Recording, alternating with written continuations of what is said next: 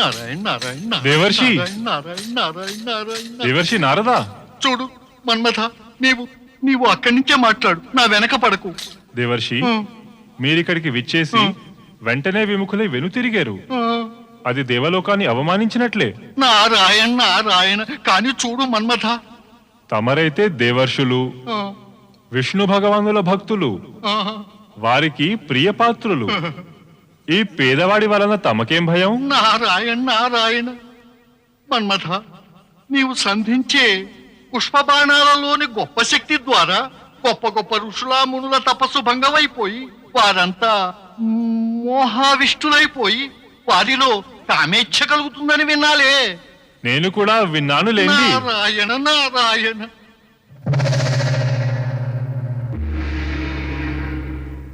కానీ నేను నా పుష్ప బాణాలకున్న శక్తిని చూడాలని అనుకుంటున్నాను. ఎవరైనా సుపాత్రుడిపై ప్రయోగించాలని ఉంది. మరి మీరు? నారాయణ నారాయణ. మన్మథ, అలా చేయకూడదు. నేను నారాయణ భక్తుణ్ణి, బాలబ్రహ్మచారిని. నీ ప్రయోగానికి నేనే దొరికానాయే. ఈ నీచపుట ఆలోచనలు వదిలేసేయి. నీచపుట ఆలోచన? మీరేమిటంటున్నారు దేవర్షి? ఓవేళ ఈ కృత్యం నీచమైనదే అయితే పరమపిత బ్రహ్మదేవులు నాకీ ఆజ్ఞనిస్తారా? తమరు ఇంత విద్వాంసులే, ఇంత జ్ఞానులే, అయినా ఈ చిన్న విషయం తెలుసుకోలేరా? కామేచ్ఛ జాగృతం కాకపోతే స్త్రీ పురుషుల్లో ఇక పరస్పరాకర్షణ ఎలా కలుగుతుంది? ఓవేళ ఆకర్షితులు కాకపోతే సృష్టి ఎలా జరుగుతుంది దేవర్షి? నీ తర్కం సమంజసమే. అయితే మొదటి పుష్ప బాణాన్ని ఇక్కడ స్వర్గంలో ఎవరైనా యోగ్యుడిపై వదులు. ఏమో, నీ ప్రయోగంలో ఏదైనా ఒక గొప్ప సృష్టి జరగవచ్చు. నారాయణ నారాయణ.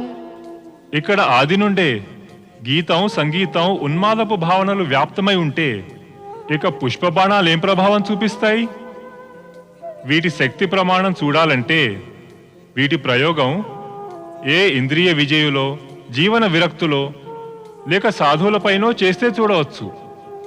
తమరి జనశ్రేణిలోకే వస్తారుగా మునివర్య. మరి చూడు మన్మథ, నేను నిన్ను శపించక ముందే నా నుండి దూరంగా వెళ్ళు. నారాయణ నారాయణ. నేను చెప్పేది తమరు పూర్తిగా విననే లేదు. నేననేదేమిటంటే, తమరు నాకెవరైనా యోగ్యుడి పేరు చెప్పగలిగితే మానవ దౌర్బల్యాల్ని జయించిన వాడై భగవద్భక్తుడైన వాడు. దేవర్షి, తమరైతే నిరంతరం భగవన్నామ స్మరణ జరిగే అన్ని ప్రదేశాలకు వెళుతూ ఉంటారుగా. దయచేసి కాస్త చెప్పరాదా? దేవి సంధ్య. దేవి సంధ్య? ఎవరావిడ దేవర్షి? ఒక బ్రహ్మచారిణి.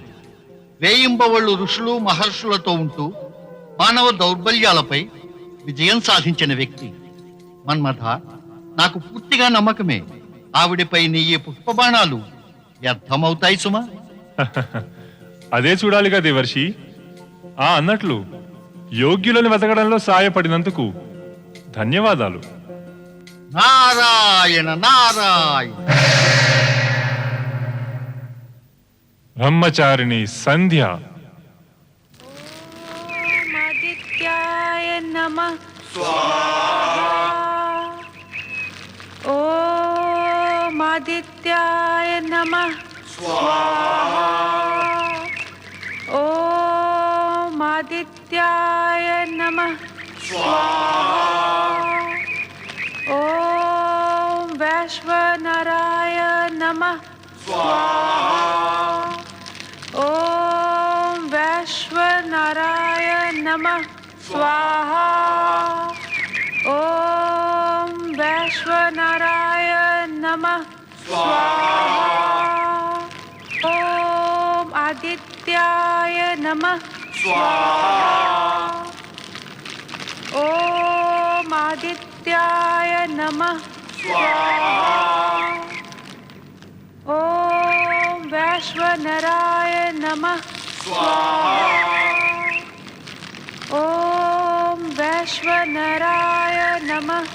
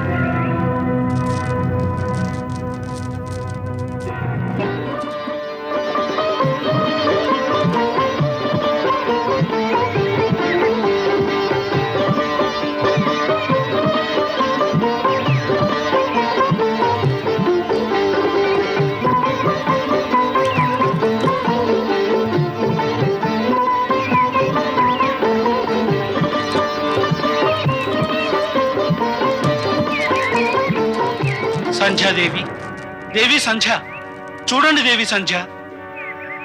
ఓ బ్రహ్మదేవ, ఇదేమనర్థం జరుగుతోంది?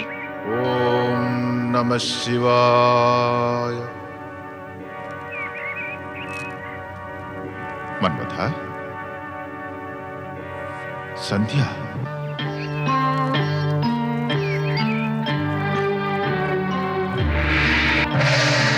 మన్మథ,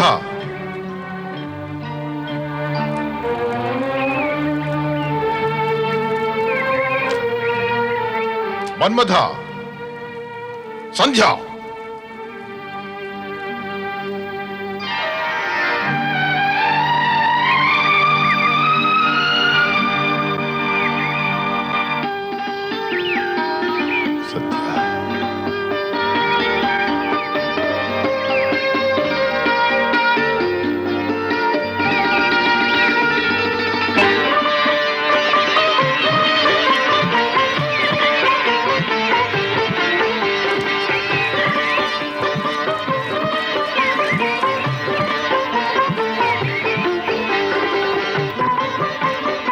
ఓ శివశంకర, ఇదేం అనర్థం జరుగుతోంది?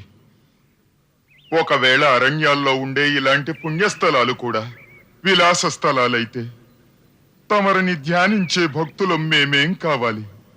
ఈ జగత్తు ఏం కావాలి? ఓ ప్రభు, మమ్మల్ని రక్షించండి. రక్షించండి, రక్షించండి ప్రభు, రక్షించండి. రక్షించండి ప్రభు, రక్షించండి.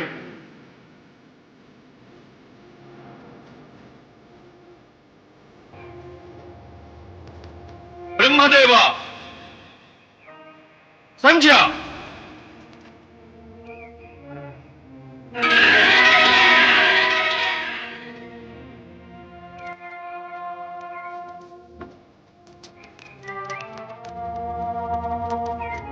బ్రహ్మదేవ,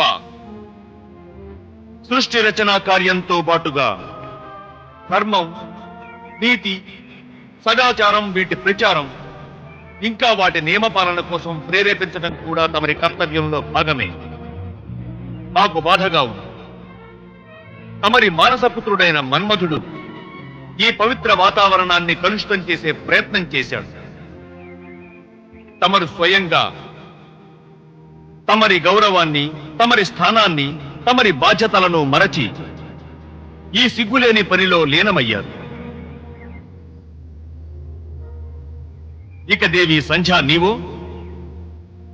నీ చరిత్ర ఎందరికో ఆదర్శప్రాయంగా నిలిచింది తెలుసా?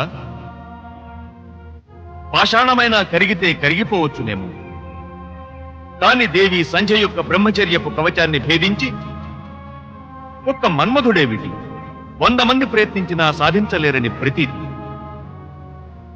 కాని నిన్ను తప్పుపట్టి ఏం లాభం? సృష్టికర్తే దారి తప్పినచో ఇక అనర్థం జరగకుండా ఉండదుగా. ఓ దేవాదిదేవా సదాశివ, నేను నా పొరపాటును ఒప్పుకుంటున్నాను. నా మానస పుత్రుడు మన్మథ మనోజుడు చేసింది అవలోకించడంతో నా మనసు వశం తప్పి నన్ను నేనే మర్చిపోయాను. నేను చేసిన పనికి సిగ్గుపడుతున్నాను. తమరిని క్షమ వేడుకుంటున్నాను. నాకేం తెలియదు పరమేశ్వర, ఇదంతా ఎలా జరిగిందో. కానీ ఇది మాత్రం తప్పక తెలుసు, ఒక బ్రహ్మచారిణి మనస్సు ఒకవేళ క్షణం మాత్రమైనా చలించినట్లయితే అది పాపమే. నా వల్ల పాపం జరిగింది. నాకు సిగ్గుగా ఉంది పరమేశ, నన్ను క్షమించండి, నన్ను క్షమించండి. లేదు, బ్రహ్మచారిణిగా ఉండి నీవు అగ్నిహోతవై నీ పూజ్య పదవిని కలంకితం చేశావు. నీ ఈ అపరాధం క్షమార్హం కాదు. అవును, నా వలన పాపం జరిగింది, నా వలన పాపం జరిగింది. నేను క్షమాయోగ్యురాల్ని కాదు, నేను క్షమాయోగ్యురాల్ని కాదు, కాదు, కాదు, కాదు. పరమపిత, నన్ను క్షమించండి తండ్రి. నిన్న నీ నోట తండ్రి అన్న పిలుపు వినడానికి సిగ్గు వేస్తోంది. నీకు నీ పుష్ప బాణాలు ప్రయోగించడానికి ఏం వృక్షాస్త్రము దేవి సంధ్యలే దొరికాయా? తరువాత నేను కామధత్తురాలైన దేవి సంధ్యకు సాయం చేయవస్తే నీవు నన్ను నీ తండ్రిని దోషిగా నిలబెట్టి దుస్సాహసం చేశావు. జరిగిన దానికి నాకు బాధగా ఉంది తండ్రి. కానీ ఇది సత్యం. తమరిని నా ప్రయోగంలో వాడుకోవాలని నేనెప్పుడూ కోరుకోలేదు. కామావేష్టురాలైన సంధ్య శరీరం నుండి వెలువడే సమ్మోహన గంధం తమరిని ఆవిడ వైపు ఆకర్షితులయ్యేటట్లు చేసింది. మరి ఏదైనా జరగని, కానీ నేడు నీ కారణంగానే లోకం పరమశివుల దృష్టిలో సృష్టికర్త అయిన బ్రహ్మే స్వయంగా సిగ్గుపడాల్సి వచ్చింది.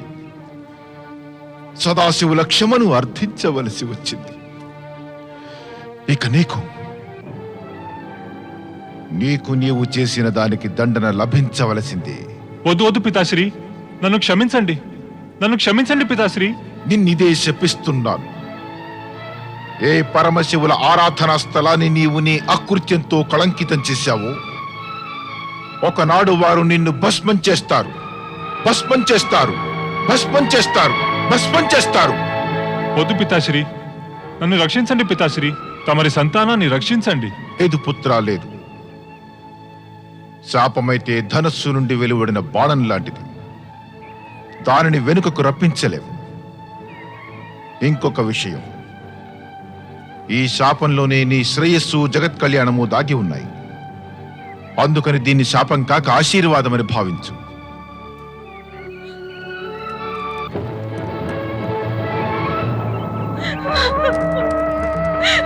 నేను పాపిని, నేను అపరాధిని, నేను పాపిని, నేను కళంకితని, నేను కళంకితని, నేను కళంకితని, నేను కళంకితని, నేను కళంకితని, నేను కళంకితని, నేను కళంకితని, నేను పాపిని, నేను పాపిని, నేను పాపిని, నేను కళంకితని.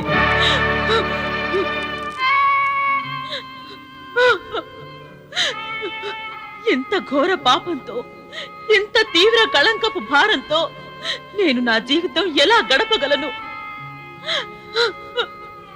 ఏ శివుని కృపా వీక్షణం పొందటానికి ఎన్నో ఏళ్లు ఈ జీవితాన్ని పుణ్యకర్మలతో గడుపుతూ వచ్చానో ఆ శివుడే నేడు ప్రత్యక్షమయ్యారు. కేవలం నేను చేసిన అపరాధం క్షమార్హం కాదనడానికి ఇక ఈ జీవితానికి అర్థం ఏమిటి? మరి అర్థం లేని జీవితం ఎందుకు?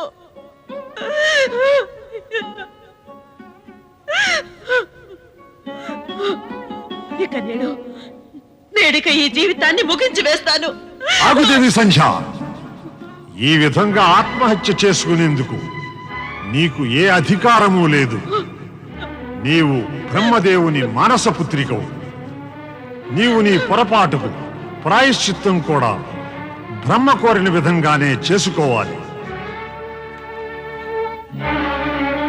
ఓం నమః శివాయ, ఓం నమః శివాయ, ఓం నమః శివాయ, ఓం నమః శివాయ, ఓం నమః శివాయ, ఓం నమః శివాయ.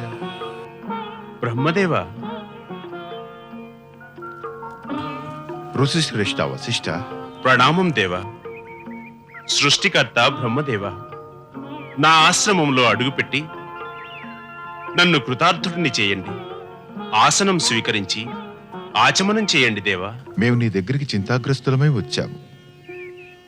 మా మానస పుత్రుడు మన్మథుని మూలంగా నేడొక పెద్ద తప్పిదం జరిగింది. మహర్షిని సంధ్యను తన పుష్ప బాణాలతో కామావేశితురాల్ని చేశాడు. దానితో ఋష్యాశ్రమ వాతావరణం కలుషితమైపోయింది. అప్పుడు దేవాది దేవుడైన శివశంకరుడు ఒక ఋషి ప్రార్థనను మన్నించి దేవి సంధ్యను తీవ్రంగా మందలించారు. తప్పు తెలుసుకున్న సంధ్య తన జీవితాన్ని అంతం చేసుకోపోయింది. కాని ఆమెను అశరీరవాణి దేహత్యాగం పాపాలకు ప్రాయశ్చిత్తం కాదని చెప్పి నివారించింది. తమరి మాటలతో ఏమనిపిస్తోందంటే సృష్టికర్త, దేవి సంజయ్ ఈ తప్పును తెలిసి తెలిసి చేయలేదని. ఓ బ్రహ్మదేవ, తమని ప్రార్థిస్తున్నాను, ఆమెకు సన్మార్గం చూపండి. ఆ పైన ప్రాయశ్చిత్తానికి ఉపాయం సూచించండి. ఒకే ఒక ఉపాయం ఉంది.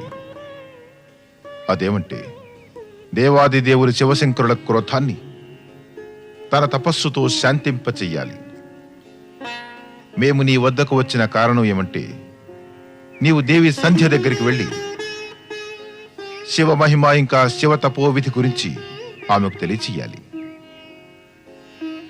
ఆజ్ఞ పరమపిత.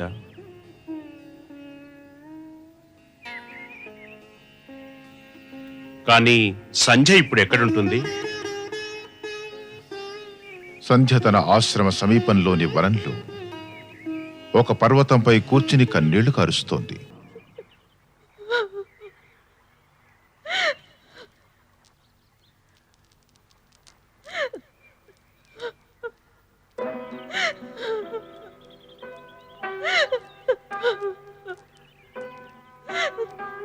దేవి సంధ్య, నేను వశిష్ఠ ఋషిని. సృష్టికర్తైన బ్రహ్మదేవులు నన్ను నీ దగ్గరకు నీ క్రోధాన్ని, క్షోభని తగ్గించటానికి పంపించారు. నా ఇష్ట దైవమైన శివశంకరులే నాపై కోపగించినప్పుడు నా జీవితానికి ఇక అర్థం ఏముంది? క్రోధం, క్షోభం తగ్గిన తరువాత కూడా నా వలన ఏం ప్రయోజనం? నీ ప్రశ్న ప్రారంభంలోనే నీ సమాధానం కూడా ఉంది. అంటే ఇష్టదైవమైన ఆ శివశంకర్ల క్రోధం నీకు దుఃఖ కారణమైతే వారి ప్రసన్నతతో నీకు సుఖము కలుగుతుంది. వారి కోపం శాంతింప చేయడానికి నేనేం చెయ్యాలి? దేవాది దేవులు శివశంకర్ల గురించి తపస్సు. శివశంకరులు ఒక్కరే ధర్మం, అర్థం, కామం, మోక్షాలకు ఆది కారణం, ఆది స్రష్ట, అద్వితీయులు, పురుషోత్తములు. వారి నుండి నీకు తప్పక అన్నీ లభించగలవు. ఓం నమః శివాయ్. ఈ మంత్రజపాన్ని నీవు చేస్తూ ఉండవలే. శివశంకర్లు స్వయంగా ప్రత్యక్షమై నిన్ను ఉద్ధరించేందుకు బాధ్యత వహిస్తారు. నేను తప్పక చేస్తాను. నీ మనస్సులో ఈ మంచి లక్ష్యం పెట్టుకొని నీవు దేవాది దేవులు శివశంకర్లను ధ్యానించు. వారు నీతో ప్రసన్నులై స్వయంగా నీకు నీ అభీష్ట ఫలాన్ని ప్రసాదిస్తారు.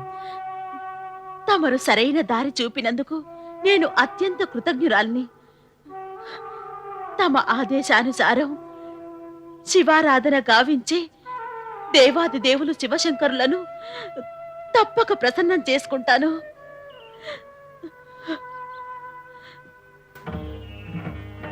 ఓం నమః శివాయ.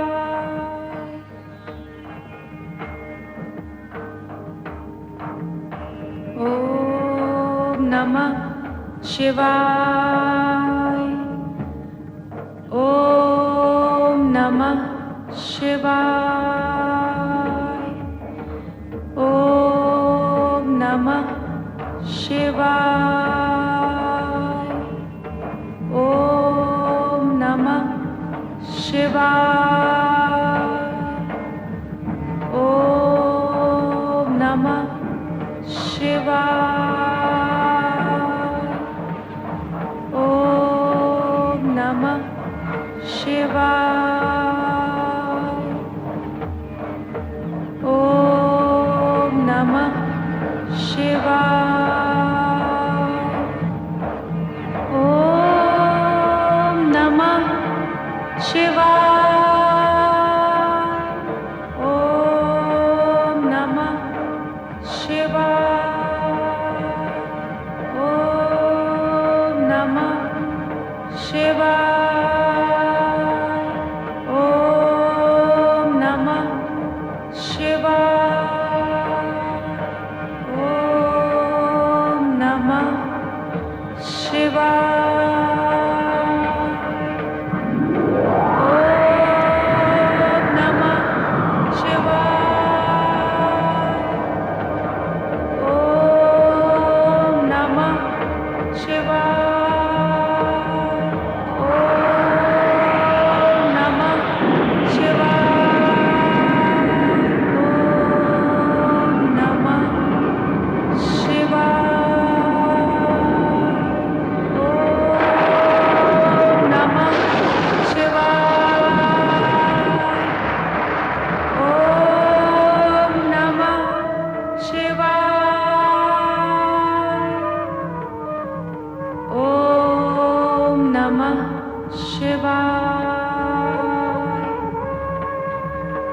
ॐ नमः शिवाय देवी संध्या ॐ नमः शिवाय దేవి సంధ్య,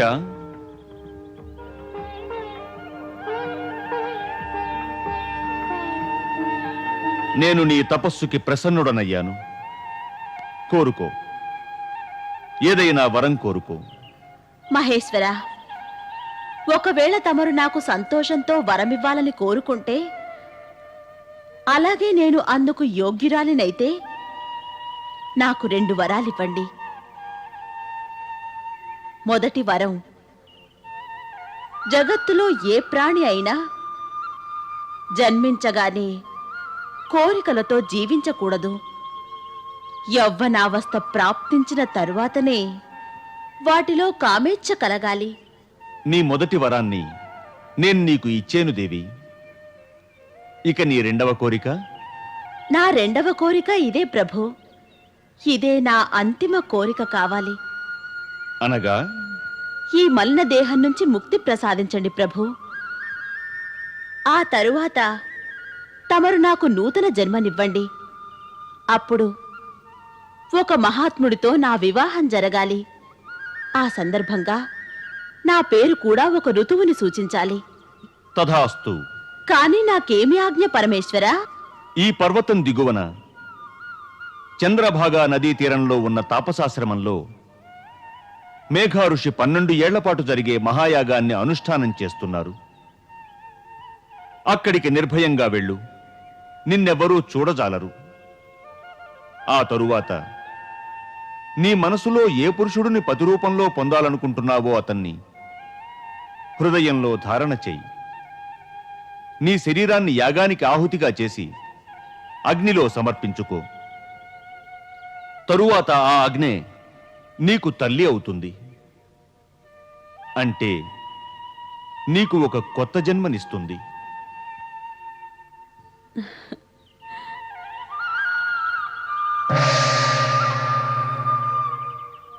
మేఘా ఋషి, ओम आदित्याय नमः स्वाहा ओम आदित्याय नमः स्वाहा ओम आदित्याय नमः स्वाहा ओम आदित्याय नमः स्वाहा ओम आदित्याय नमः स्वाहा సదాశివుల ఆశీర్వాదాన్ని పొంది వారు చూపించిన మార్గంలోనే నడుస్తూ దేవి సంధ్య మహాయాగం జరుగుతున్న మేఘా ఋషి ఆశ్రమాన్ని చేరుకుంటుంది.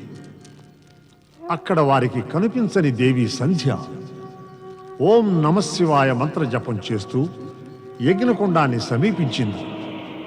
అటు పిమ్మట ఆ అగ్నిలోనే లీనమైపోతుంది.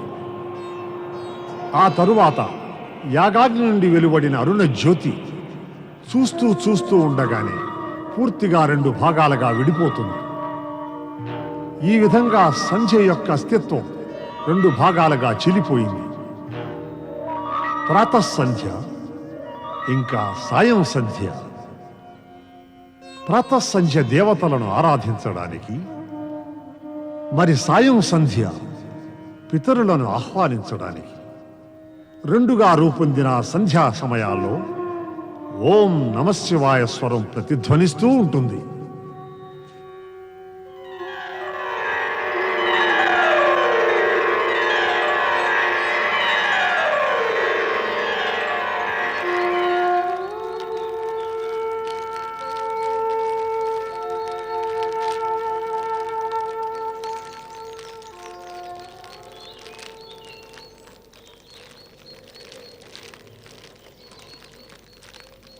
ఎవరి వీడా?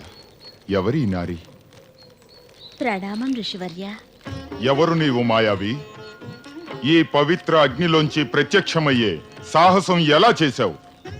ఎందుకు చేశావు? ఏమిటి నీకొచ్చిన ప్రయోజనం? మాట్లాడు. నేను తమరి పుత్రికను తండ్రి. తమరి ఆశీర్వాదాన్ని ఆకాంక్షిస్తున్నాను. ధర్మం, నీతి, మర్యాద ఇంకా వ్యవహార రీత్యా నీ ప్రణామానికి చరణస్పర్శకు నేను నీకు దీర్ఘాయువు సదా ప్రసన్నత కావాలంటే ఆశీర్వాదంగా ఇవ్వగలను. కాని అకారణంగా పితృత్వపు అధికారం ఇవ్వజాలను. కాని నీవు నాకు పుత్రికవు, నేను నీకు తండ్రిని ఎలా అయ్యాం? ఆ పరమేశ్వరుల వాత్సల్యం ఇంకా కృప కారణంగానే ఈ సంబంధం స్థాపితమైంది తండ్రి. కళ్యాణి, మాటి మాటికి తండ్రి అంటూ సంబోధించి నీవు నా పితృభావాన్ని పరీక్షిస్తున్నావా? తమరు త్రికాలదర్శులు. తమకు ఈ సత్యం తప్పక తెలిసే ఉండాలి. నేను ఎవరినో, ఆ పైన తమకు ఇది కూడా తెలిసుండాలి. తమను పరీక్షించగలిగిన గొప్పదనం నాలో లేదని. మహాభాగే, మా జ్ఞానాన్ని జపతపాలను ఎదిరించవచ్చావా? లేదు పితృవర్య, లేదు. పుత్రిక తన తండ్రి పట్ల అట్టి దుస్సాహసం ఎలా చేయగలదు? తిరిగి అదే ప్రలాపం. పుత్రి పుత్రి పుత్రి. ఎప్పుడు, ఎక్కడ, ఎలా, ఎవరు రుజువు చేశారు నీవు నా పుత్రికవని? ఇది నా దౌర్భాగ్యం. నా తండ్రి సముఖాన వారి పుత్రికనని నేను రుజువు చేసుకోవలసి వస్తోంది. తమరు అనుమతిస్తే నేనొకటి నివేదించుకోనా? చేసుకో, కానీ నన్ను తండ్రి అంటూ నిన్ను నీవే పుత్రికనంటూ అనకు. నేను తమరి తనువు నుండి జన్మించి ఉంటే తనూజా అని పిలువబడేదాన్ని. ఒకవేళ మనసు నుండి జన్మించి ఉంటే మానసి అని పిలువబడేదాన్ని. ఏ శివారాధనకు ప్రతిఫలంగా లభించిన పుణ్యం పైన తమకు అధికారం ఉందో ఆ పుణ్యంతో జన్మించాను తండ్రి. అలా నేను పుణ్యజను తండ్రి. శివారాధన యొక్క పుణ్యానికి ప్రతిఫలంగా జన్మించిన పుత్రికకు ఇంత జ్ఞానం ఉంది. మరి ఆ ఫలప్రాప్తి పొందిన తండ్రికి మాత్రం ఈ విషయం కొంచెం కూడా తెలియదు. చాలా ఆశ్చర్యంగా ఉంది, అద్భుతంగా ఉంది. ఒకవేళ ఇది సత్యమైనట్లయితే స్వయంగా శివశంకరులే దీన్ని రుజువు చేసేవారు, స్వయంగా నిర్ణయించేవారు. కానీ అలా జరగలేదు. ఇప్పుడు అలాగే జరుగుతుంది. ఓ దేవాది దేవా, నన్ను ఉద్ధరించు, నన్ను రక్షించు. ఋషివర్యులకు పుత్రికగా చేసి నాకు ఏ గౌరవాన్నిచ్చావో దానిని ఋషి సముఖంలో అవునని చెప్పి రుజువు చెయ్యి. దయచూపు భోళాశంకర, కృపచూపు దేవాది దేవా, మహాదేవా, నాపై దయచూపు, నా మీద కృపచూపు, నా మొర విను, నా మీద కృపచూపు దేవా. ఓ మహేశ్వర, దర్శనమివ్వు. దేవాది దేవా, మహాదేవా, నా మీద కృపచూపు. ఓ భోళాశంకర, నా మీద కృపచూపు. ఓ మహేశ్వర, నాకు దర్శనమివ్వు. ఓ భోళాశంకర, నా మీద కృపచూపు, నాకు దర్శనమివ్వు, నా మొర విను. ఓ భోళాశంకర, నాకు దర్శనమివ్వు, నా మీద కృపచూపు. ఓ దేవా, నాకు దర్శనమివ్వు. భోళాశంకర, దర్శనమివ్వు. ఓ దేవాది దేవా, మహేశ్వర, నాకు దర్శనమివ్వు, నాకు దర్శనమివ్వు దేవా.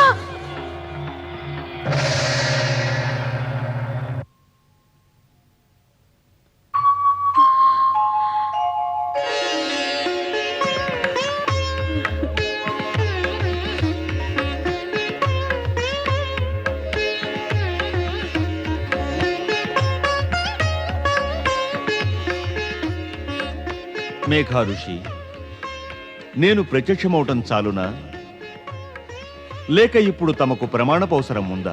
తమరు ప్రత్యక్షం అవ్వడంతోనే సత్యం తెలిసిపోయింది దేవాదిదేవా.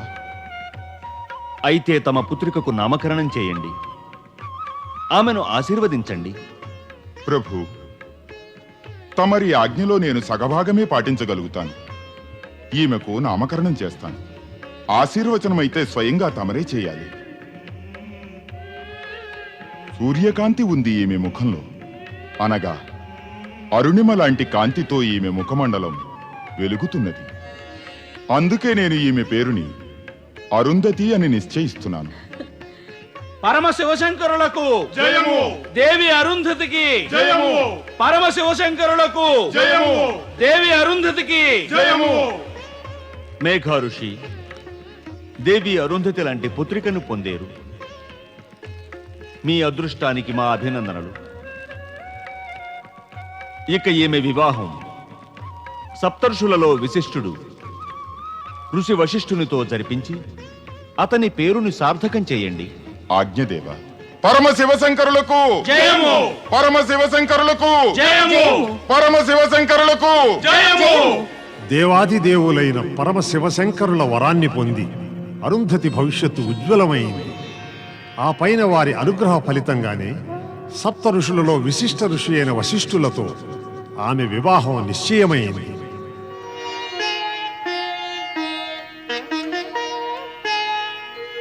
నేడు ఎంత శుభదినం! వశిష్ఠుల వారితో దేవి అరుంధతి వివాహం జరగబోతోంది. శుభాతి శుభం ఋషివర్య. కానీ నాకొక్కటి అర్థం కావడం లేదు. శివశంకరులు సప్త ఋషుల నుండి తెలిసి కూడా ఈ వరుణ్ణి ఎందుకు ఎన్నుకున్నారు? ఋషి విశ్వామిత్రులు కూడా తక్కువ జ్ఞాని మౌని కాదుగా. వారి తపమైతే దేవతలకే ఈర్షాహేతువే. ఈ ఆలోచన అయితే నాకు వచ్చింది, కానీ సందేహం తీర్చేదేవరు? సందేహం నేను తీరుస్తాను. శివశంకరుల నిర్ణయంలో ఎందుకు అనే ప్రశ్నే ఉదయించదు. సంపూర్ణ జగత్తులో మమత, సమత ఇంకా మిత్రభావం చూపించిన కారణంగా విశ్వామిత్రులు ఉత్తమోత్తమ తాపసే. కాని వశిష్ఠుల వారు సంపూర్ణ జగత్ కళ్యాణాన్ని కోరడం చేత తన విశిష్టత మూలంగా సర్వశ్రేష్ఠులయ్యారు.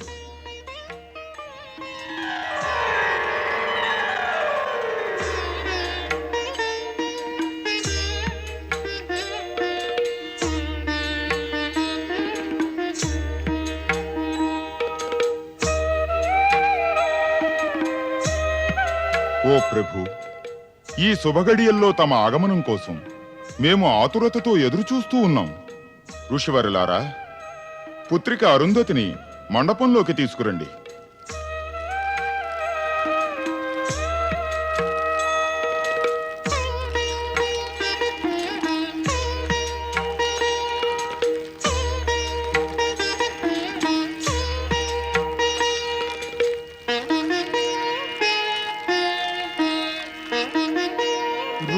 रूपोद्यान प्रफुल्ल प्राय कलिका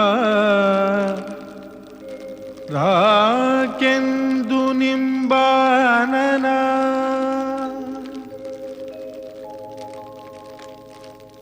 तन्वंगी शुभहासिनी सुरसिका क्रीडा कला संरति शोभा वारिधिनी सुमूल्यमणि की लावण्य लीलामयी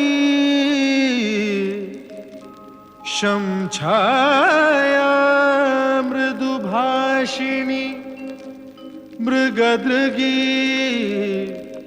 भूयात् सदा मंगलम्.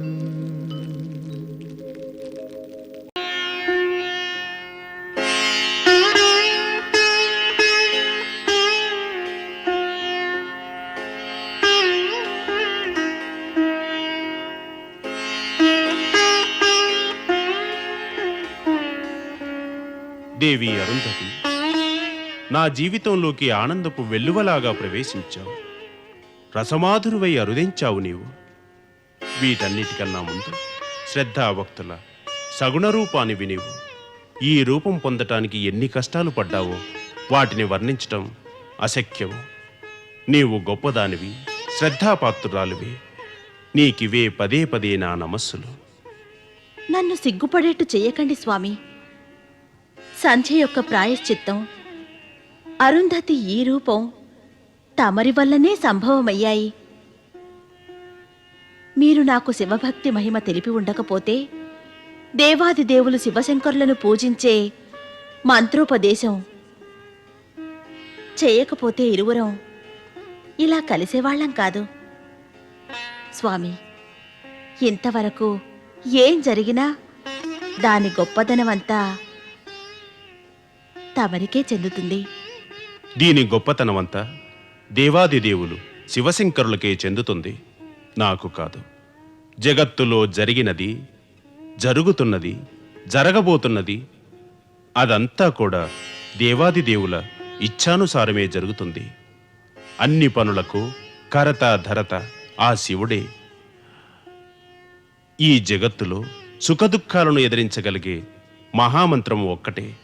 అసంభవాన్ని సంభవంగా, దొరకని దాన్ని దొరికేట్టుగా చేస్తుంది.